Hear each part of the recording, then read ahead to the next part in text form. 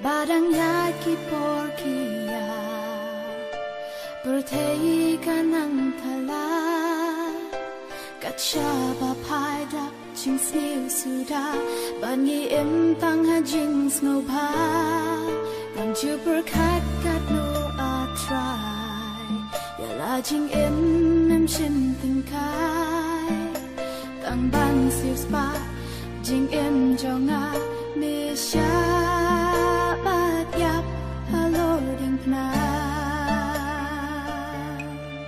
ei tat ha do jing e ya shen jing ya le jing jing ja ki lok ba chan ba i trong na ki chna ki pet lang na don la don lin ti shu sha nung an pai sha e ngan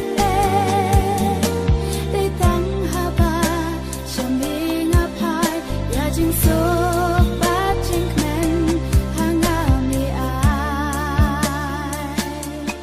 they got nam go do trong me na sil spa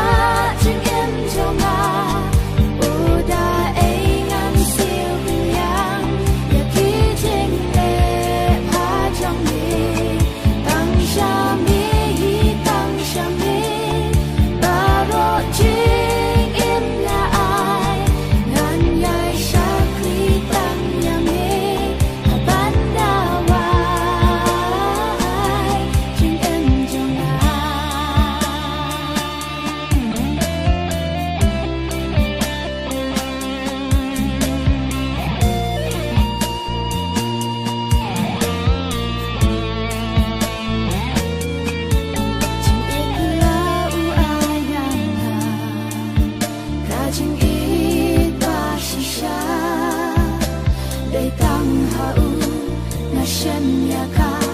pendap tang da jing kmen wat hap deng ki jing tenju ki jing e babun rukon na tip u try un lam ya nga ngan shu shan ya tang ha u nam ta u dan bravo bat ya jing so pa crow u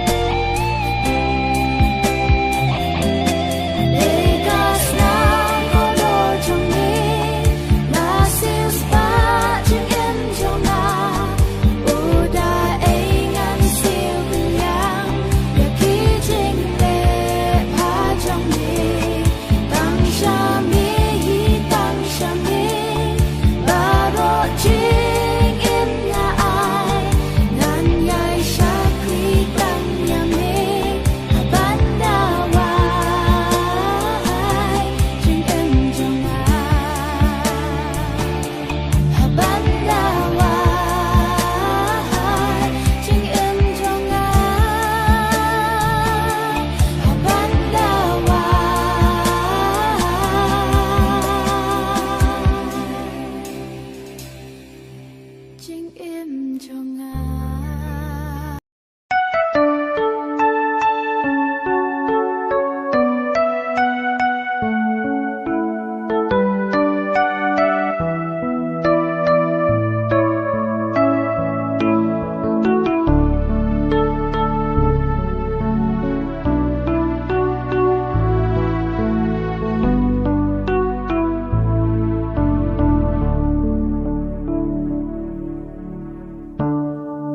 Try banong trong mi nga qua banong trong mi nga qua shem ya nga try ba ha bendan kam jing em trong ga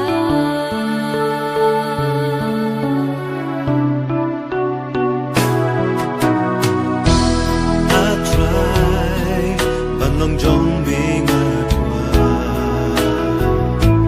bạn lòng trong bi ngát qua chim ya nga try ba ha bên đơn càng trình im trong ha chim ya nga try ba ha chim bên đơn càng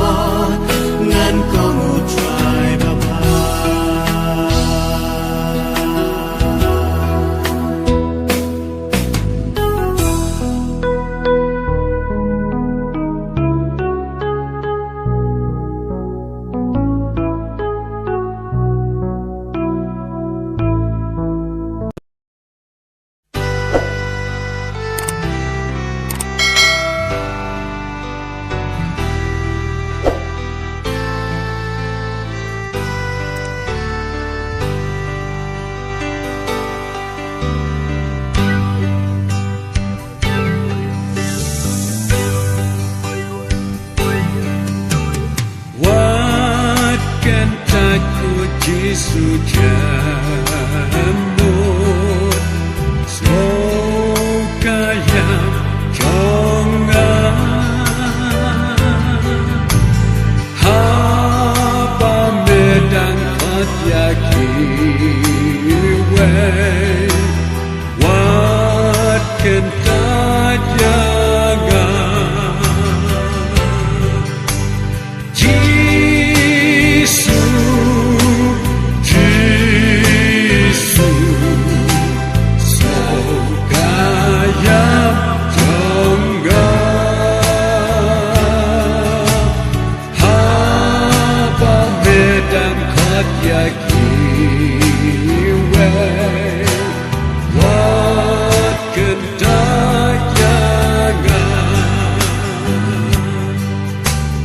Jangan wansyakat jing isday Jing smohun pansyan Hapa demaka jing smosi Jing ngeklot penskan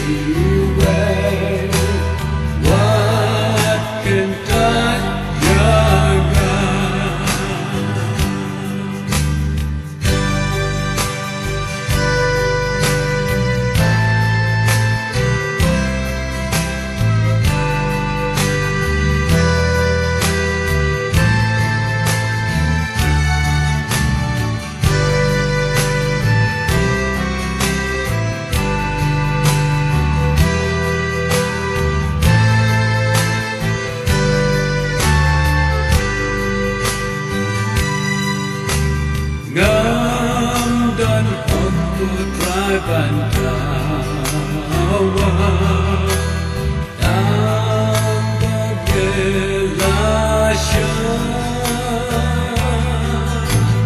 ya kadang musim bentelan lamar dimpoda